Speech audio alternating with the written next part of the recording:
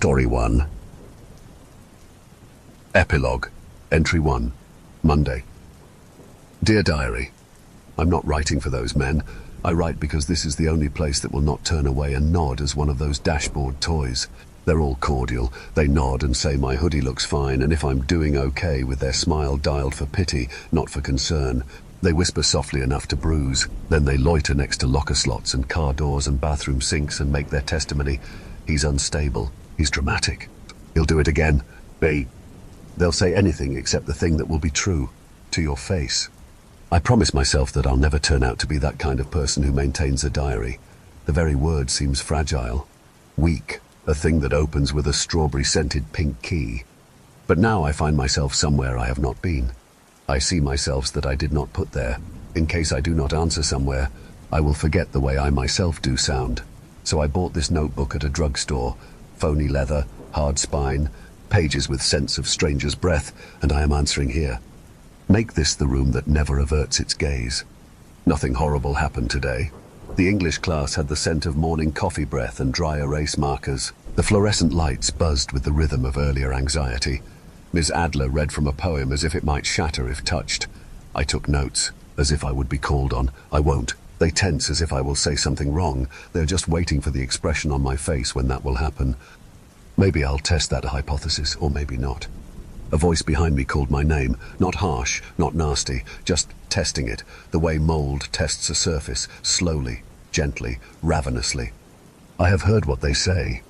They just won't tell it so that I can look back. This is for reviewing the past. Entry 2, Tuesday. I conducted an experiment out of spite, not science, pettier than science. I wrote the sentence in this notebook this morning. They'll say I failed the test. It had no test on it, not on the schedule, not a silent warning. But last semester, Ms. Adler left on my desk a paper that I had never seen, my name at top, my writing, somehow, my grade, a red F, bold and knife-shaped, as if the knife had been whittled and not just drawn. I gave you extra time, she said, as if that accounted for the weather. You didn't use it, did you? I stared at the loops of my own name and remembered the sentence which I had penned, as if at a joke which I had failed to finish. They all looked at me as if they look at a fire alarm somewhere else down the hall. Then, near the locker section, a girl with whom I'm not very close whispered, "I heard he failed." I walked past her. The sentence followed me home like something with teeth. I could have thought of telling myself that I forgot something, that there are gaps in the brain big enough to lose hours. But I do remember writing it. I do remember the structure of the dare. I actually wrote tonight an additional sentence, minuscule, in the margin. They'll forget my name. If it is absurd, it will stay here. Otherwise, well, I'll just have to find out. Entry 3, Wednesday. During lunch, Milo eyed me sideways as if I'd moved the furniture around in his thoughts. He blinked and asked, "Who are you sitting with?" It didn't seem serious, so I smiled as you do when somebody has forgotten the punchline. He didn't smile back. He merely gazed at Jonah on the other end of the table and said, "He's at the wrong one. Do you see this?" Jonah shrugged. There was laughter. It flowed down the table as if it had somewhere it had to be. I sat nonetheless. Milo's face reordered itself as if he had recalled how to be normal. "You good?" he said, casual, safe. I said yes. The lie sounded as if it came from someone else's mouth. During class breaks, I passed two girls holding their phones as mirrors. One of them remarked, "He wants everyone to feel sorry for him." The other spoke in hushed tones, "Don't text it, someone will screenshot." They ceased their shouting when my shadow loomed, returned to normal when it was safe. My sentence last night was not a metaphor. It was choreography. Entry 4, Thursday. I finally had my appointment with Dr. Ash, the school counselor they assigned after the thing that isn't a story. His office smelled of citrus wipes and paper from the printers. One of his diplomas ran off level 2 degrees. I looked at it. He wore a toothpaste-hued tie and sat as if practicing how he would look calm without looking at the clock. He asked if there were mornings. "They are weighty," I said. He asked me what I do if my arms shake. I said, "I wait." I told him the sentences, the experiment, the notebook. He yawned. Then he did it again. And again, as I explained. Some days it feels like the air is sitting on my chest. I did not mean the sentence that I wrote this morning as forecasting. He will yawn when I say that I am drowning. It did, though, line up. nicely, quiet. He clarified for me that I have intrusive causality, the idea that I'm building the events that I'm simply observing. The brain likes storytelling, he said, perhaps too much. I nodded, then went home and didn't write anything hurtful. That was holding a glass of water with 2 hands and not breathing. Entry 5, Friday. I slipped. I said, they will choke on their lies. I didn't mean it. It was not threatening. It was just noise, just me shouting at a well. In 6th class, Mr. Carson interrupted himself in mid-sentence, grasped at his throat, and turned as white as warning lights. He could not speak, could not breathe. Someone ran, someone cried. The room whirled as if the building was going to collapse. He managed. They talked of peanut allergy, or stress, or destiny. They will say anything except that which I am thinking. The corridor thereafter was silent enough so as to appear as space. No one said that I did it. Nobody said that I didn't. I stared at the page for an hour, tried to remove the sentence. The ink would not wipe off. The page bunched up like paper on the cusp of exploding. Entry 6, Saturday. I exercised being kind today. I penned the blossom of the tomato flower. That one at the kitchen window has pouted since June. My mother talks to it in a voice I have not heard since myself as a sick and small child. Vivid, unnaturally calm-sounding, terrified underneath. At noontime there were yellow flowers sprouted. Finally, she said, then looked at me. See, things listen if you do not give up. And gently, if you had stuck with your medication, maybe your week would not have been so difficult. She didn't mean to hurt me. She never means to. That's the problem. I also wrote, the bus will arrive early. It did. The driver braked too late. Nobody got hurt, but all of us breathed as if the car had admitted to something. I think I know now, there is no such thing as a harmless sentence. At Entry 7, Sunday. I didn't write. I devoured every sentence. Ate leftovers that I didn't taste. Watched a show that went on without me. My mother asked if I were okay, and I said, fine, as if reading lines for a play for which I never auditioned. They pressed at my teeth all day. I did not release them. I imagined the notebook writing itself that evening. The letters ran across the page as insects and disappeared beneath the bed. I woke up when the pages rustled. The notebook stayed closed. It did not cease sounding. Entry 8, Monday.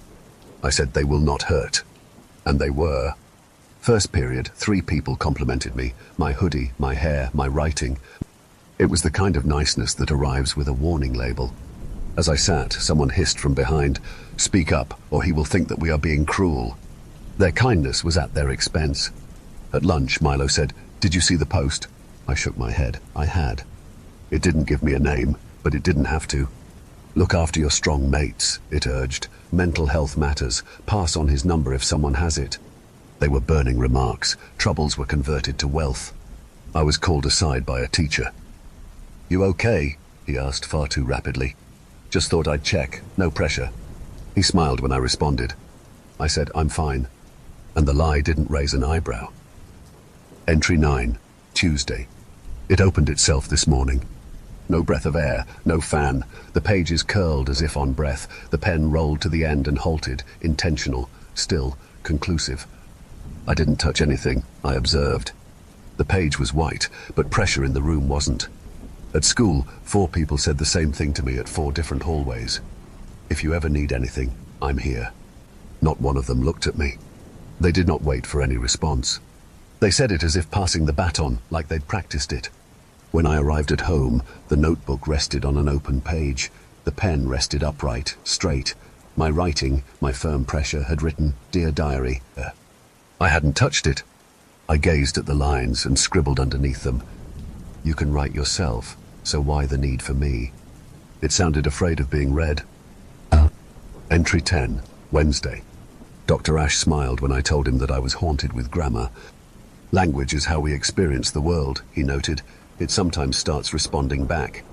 I said I wrote the alarm will go off this morning, and then it did. Fire alarm, right at noon. Everyone evacuated. We stood in the parking lot looking at the sky as if rebooted. No fire, no drill, a scream and a shrug. I'm attempting to use this for good, I said. To warn, not harm. He nodded. Sometimes when we want to help, we invent emergencies just to feel in control. His voice was soothing, but it stung. That night, the notebook did not write anything. It just drew a line on the page. One long black line, as in horizon. Entry 10:30, Wednesday night. I did something different tonight. I tried to reverse a sentence. I retraced a few pages and wrote the opposite of what I had written that morning. It will not wake up. I clutched the pen as if it would strike back. The room lights flashed, just one time. I closed the notebook. When I went back and opened it, the original sentence was gone. Gone. The page was blank, but I remembered it. I remember writing it. I recall intending it. But the world, it doesn't do it anymore. Entry 11, Thursday. Milo came up to my door with a bag of grapes, looking as if he was carrying flowers to a funeral. He said he had been distant and he did not know why, and he did not want me spiraling. He said the word as if it was composed of soap. I said the truth would not fit into a sentence. I sat on the floor of my room and divided the grapes between us. He admitted he missed when they ridiculed individuals on the internet. I said we still could. He shrugged. Doesn't feel funny anymore. He seemed older than he did last week, or perhaps I looked back harder. I didn't tell him that the notebook also moves while I am asleep. I didn't say that I am afraid of saying a sentence without writing it down first. Once he had gone, I noted, they will stop whispering when I am present. And they did. Not with regard to their completion, for they did wait. Entry 12, Friday. What I did, the thing that they will not mention but forever imply, wasn't a spectacle. It wasn't a failure. I said the wrong thing at the wrong time. I did not show up when somebody needed me. I ghosted somebody as a friend due to I'm tired being an excuse you can cash in sort of thing.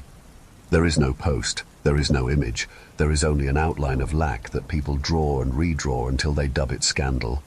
I thought if I confessed often enough the story would go away. I've been confessing for days now. Nobody has forgiven me, least of all myself. This evening I wrote, I will forgive you. Then I remarked, you will pardon me. They sat on the page as actors without an audience. Entry 13, Saturday. It stormed. I had penned, let it rain so loudly it drowns out the other noise. And the sky obliged. Thunder as war drums, lightning as flashes of cameras, the power fluttered and recovered as if shivering. My notebook rested on my desk. It didn't turn pages this time, it waited.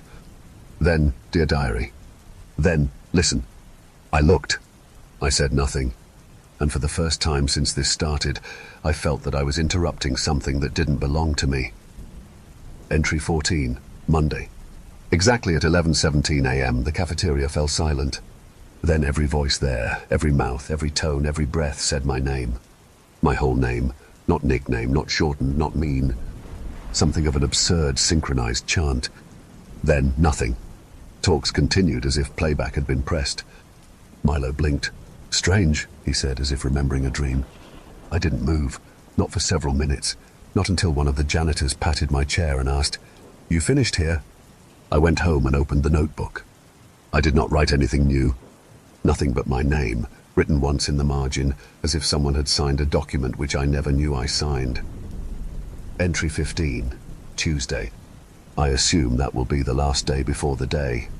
It's not an option, actually, just an understanding, as with gravity, as with breathing. This notebook wrote the sentence this morning without assistance from others. Write it clean.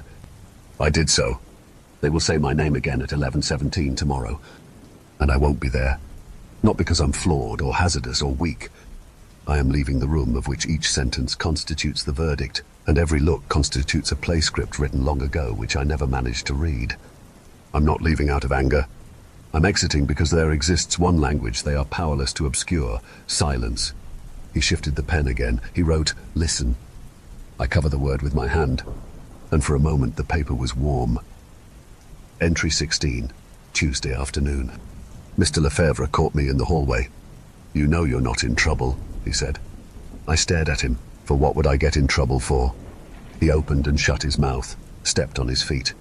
"Nothing," he said. "You just looked like somebody who needs to know that they're seen."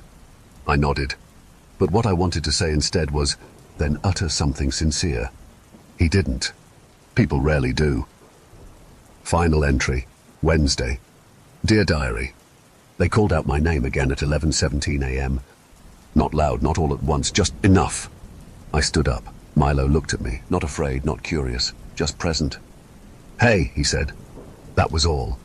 That was all. I didn't give a speech. I didn't toss the tray or slam the book or utter an epithet. I rose. I walked. Nobody made me stop. No one followed. It was heavier than expected. Then it wasn't. Outside, the sky was as if it was trying to heal, not sunny, not dramatic, just softer. When I got home, the notebook was already open. 3 blank lines waited where I'd left them. But they weren't blank anymore. My handwriting filled the page, steady, deliberate, in ink that was still wet. I stood, I walked, I left. The last line was different, a sentence I never wrote. I did not come back. Story 2. Train 318 bit. Blistering winds swirled inside her coat, catching on the furred collar, and familiar grey light pierced the clouds overhead. In the distance, advertisements echoed and thundered through the early morning dim and fumbled her brain around her skull. Every morning, she thought bitterly before sidestepping an opening newspaper stand. The cart's owner, a withered man with thinning grey hair and an overlong beard, scowled as if she'd pissed a personal stream in the still steaming coffee atop the exterior metal shelf. She didn't return his ire, so focused on reaching the stairwell for entrance B on 2nd and Carter. Zombie bodies formed a flow along the damp concrete and dispersed like ants at the nearest red light. Green walking men flickered and blurred, and she cut a wild path from one block to another, never straying from her usual fervent speeding. She planned to move closer to the downtown district, but career paths rarely went as one hoped, salaries even more so. The hand buried in her coat pocket curled, nails bit into her palm alongside the harsh plastic edge of a too expensive train card. Its lifting edge and fading text mocked where it sparked a green light and the turnstile banged open. Carrie's voucher released a wave of paying and non-paying vagabonds. Their dead eyes flickered and shuttered where leather satchels and overpriced briefcases clutched close, and she weaved between them like a serpent, swift and shorter than average. Bodies swarmed the yellow-lined ledge with heads bowed to the mobiles gripped by shadowed hands, and loud thumps carried from a line of plastic bucket drummers. Scowling, Carrie attempted to curve past the alternative instruments when a scrawny palm smacked her ankle and gripped. Brown eyes peered up from under a threadbare blanket, their hues so dark the irises almost appeared black. Melanated skin brightened from a lack of sunlight stretched taut over ivory bones, and the man's long legs curled inwards as if to minimize his presence amongst the wealthy and weird. His fingers flexed when a robotic voice overhead called for her train's boarding. "I do not have time for this," she huffed and reached into her faux leather purse.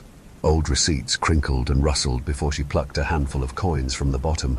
They dropped into the cup with a metallic tink, tink, tink. He did not release her. "Look, man, I don't have anything else. Let go."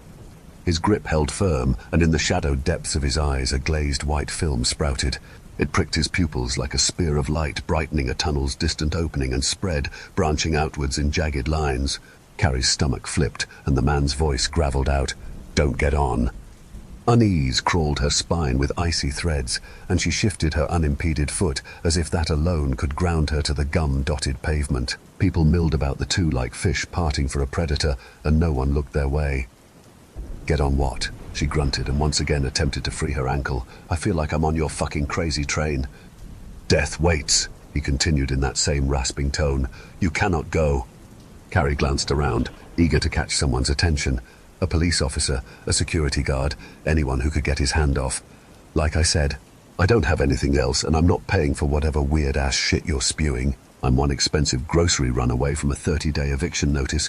Come on, I have somewhere to be, like that job that pays next to nothing but the bare minimum." The man's chest rattled, a deathly-sounding thing, and released a heavy exhale which warmed the skin behind her trouser leg. He leaned closer, and the rigid edges of bitten nails dug into translucent skin. "You will die. God does not save the wicked." Those chilly tendrils unwound and expanded, tension gathered about her lungs where the next inhale came slow and labored. Unseeing faces weaved and bobbed, and they all moved like a single behemoth, stepping up to the platform, ants following an unidentified leader. Air whistled through the cavernous underbelly and heaved before tracks clanged and sparked. Train 318B rumbled out of the darkness with a shrieking hiss. Carrie's eyes blew wide when the doors slid open and people poured in and out. Low class and high class melted together in a large blur, and she wrenched her leg. "Let go!" she hissed, and lifted her other leg to kick him, but his hand vanished as quick as it came, leaving a tremulous and ghostly touch in its wake. Unbalanced, she stumbled back into some stranger's peacoat, and they brushed her away as if she weren't there at all. The man's midnight eyes remained locked on her frozen form and watched as she righted her clothing and gripped her satchel with white knuckles. "Crazy bastard. Mr. Pennington saves his pennies. The mistress must save her life," he murmured, and Carrie stopped in her tracks. No more than a yard away, she twisted to look over her shoulder. "What did you just say?" Her fingers twitched to pull at her ears. Disbelief gave way to suspicion, then arrogance. He couldn't know. Not this man. "Never mind, it doesn't matter. I'm already fucking late." Shouldering her pack again, she whispered through the throng as she did earlier. Expensive leathers brushed her elbows and Rolex watches glinted. A string pulled loose at her wrist. His voice followed like a spectre. Wires glint, prepared to blow. "This ride will be the last." Pressure crowded the base of her spine. Goosebumps dotted her heated skin, and she shot through the doors with a cool breeze licking her nape. Hairs stood on end, and she turned as the doors rumbled shut. Through the windows, the man stood beside a line of plastic drums. Shoulders curved inwards beneath oversized fabric, and his white stare sparked like a star before cutting out. Awareness seemed to reel back to the man, and he bent forward to collect his blanket and cup. Their eyes met once more as a distant ring echoed through the tunnel, and she lurched left against the machine's acceleration. Grey brick gave way to rigid darkness broken by the occasional bulb, and then the earth itself breathed. Noises kicked up around her, gasps, murmurs, trembling whispers, and an orange glow flickered. Unending warmth flared vibrant white, and the walls crumbled before her eyes. The world went dark. Silence. Story 3. Annual Purge. Woodsbourne should have been a place where life slowed down, a place of quiet streets and friendly faces, the perfect setting for a new chapter. My husband Matthew and I had been searching for a home in a small rural town when we stumbled across it, a charming bungalow on the edge of the suburbs, its back garden spilling into a forest that stretched for miles. It felt too perfect to pass up. I was nearly finished unpacking, fluffing the sofa pillows in the living room, when the doorbell rang. At the door stood a middle-aged woman in a patterned blue apron, holding a steaming casserole dish. "Hello," she said brightly. "I'm your neighbor, Sandra. I thought I'd welcome you with my famous peach cobbler. Do you have time for a cup of coffee? I'd love to get to know you and catch you up on what's been happening in town." She beamed as she handed me the dish. "Good morning," I said, taking it carefully. "I'm Riley. Matthew's at work and won't be home until later, but please come in. That cobbler looks incredible. We'll have a slice with the coffee." I led her into the kitchen, and soon we were seated at the table overlooking the street, chatting over steaming mugs and sweet, sticky cobbler. Sandra filled me in on the basics: who lived where, which neighbors to know, which ones to avoid. Then her tone shifted. She set her cup down and looked at me steadily. "I only wish I came bearing good news," she said, hesitating as if weighing whether to go on. I raised an eyebrow, waiting. "One of the reasons Woodsbourne's population is so small," she continued carefully, "is because of the annual purge." The word hung in the air like smoke. "It's exactly what it sounds like. Purging the town, purging the people. Every year the air is poisoned with a chemical, and those who breathe it in change. They lose themselves. Violence takes over, and they become uncontrollable. The only way to survive is to stay locked inside. No lights, no noise, curtains drawn, and if anyone comes knocking, don't open, because they will knock. And the later it gets, the worse it becomes. If there's even the smallest weakness in your home, they'll find it." Her voice dropped to a whisper. "So please, stay inside tonight. Get cameras if you don't already have them. And a weapon, both of you." She pushed her empty cup forward, giving me a moment to process her words. My mouth had gone dry. Not long after, I walked her to the door. She hugged me warmly, but whispered as she pulled away, "Be safe tonight." When Matthew came home, I told him everything. He chuckled, shaking his head. "Sandra's got a dark sense of humor, huh? Sounds like she's trying to spook the new neighbors." I laughed with him, but uneasily. There was no humor in Sandra's eyes. Behind her smile, I'd glimpsed something else: fear. That evening, with the curtains drawn and every lock secured, I checked the closet where we kept our sports gear. My eyes lingered on the golf clubs and baseball bats, just in case. Later, as we ate dinner in front of the TV, Matthew kept joking about our neighbor and her ghost stories. I tried to laugh with him, but my eyes kept flicking toward the windows, toward the curtains I had pulled so tight. Around midnight, I stirred awake. The house was silent, but something felt wrong. A faint hum pressed against my ears, low and constant like static. I slipped out of bed and padded into the hallway. The air felt heavy, sweet, almost metallic. I coughed into my sleeve, my stomach twisting. Then came a sound from the front door, a dull thump. Another. I froze, my heart hammering in my chest. A shadow shifted across the frosted glass. My body locked up. My phone buzzed in my hand, nearly slipping from my grip. A notification from the security camera. I swiped it open with shaking fingers. The grainy feed showed 2 figures in the driveway, swaying as if drunk. One staggered up the steps and pressed his face close to the lens, eyes wide and glassy. His lips moved in a strange, jerky rhythm, as if he were trying to speak but couldn't form the words. Behind me, Matthew's voice cut through the silence, groggy and annoyed. "Riley, what the hell are you doing?" I turned, the phone trembling. "There's someone outside." He rubbed his eyes, about to protest, when the knock came again. Thud, thud. Then a gravelly voice followed, muffled through the door. "We know you're home, waiting for us. Aren't you going to invite us in?" Matthew and I froze in the hallway, staring at each other with panic in our eyes. For a moment, there was silence. I thought I'd imagined it, until I heard the unmistakable scrape of a window sliding open in the living room.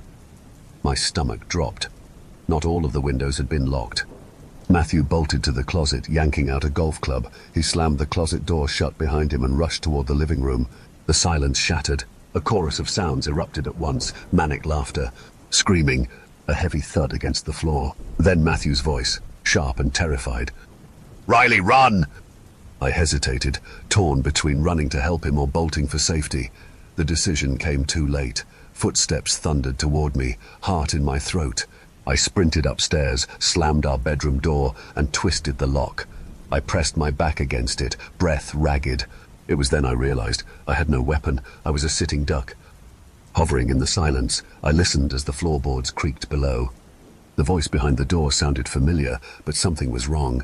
It was a distorted hiss, a strained plea. "Riley, open the door. It's me. They're both dead, but I'm hurt pretty bad." Hesitantly, I opened the door and instantly realized my mistake. Looking at me was someone who used to be Matthew. His eyes were dark and hungry. His bathrobe was covered in blood, and a bloody golf club was clutched in his hand.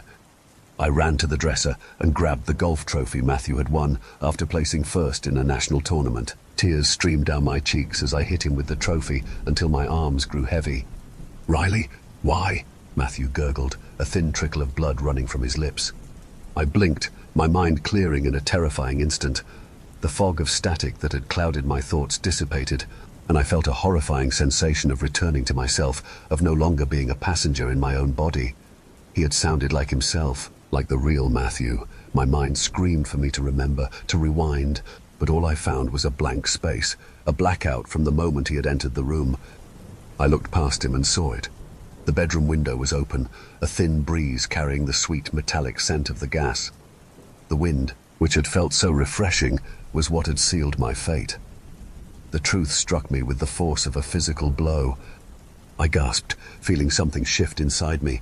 The humming static returned, not in the air, but inside my skull. A low growl formed in my throat as I crouched over Matthew's still form. My eyes, I knew, were no longer my own. He wasn't a monster. He had been trying to warn me, to save me, but now it was too late. I was the one who had inhaled the poisonous gas. I had killed an innocent, I had claimed my first victim, and I was hungry for more, suddenly feeling a purpose within me. Wiping the blood from my eyes, taking the trophy with me, I head downstairs, opening the front door. The night air is calling to me. It's time to make the most of it. I wonder how Sandra is doing tonight.